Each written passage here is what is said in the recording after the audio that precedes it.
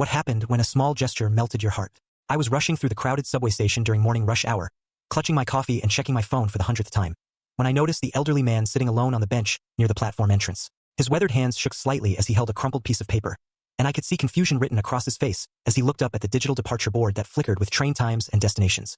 The station buzzed with people hurrying past him, their footsteps echoing off the tiled walls, but nobody seemed to notice his struggle. I almost walked past him too, caught up in my own world of deadlines and meetings, but something about the way he kept looking between the paper and the board made me stop.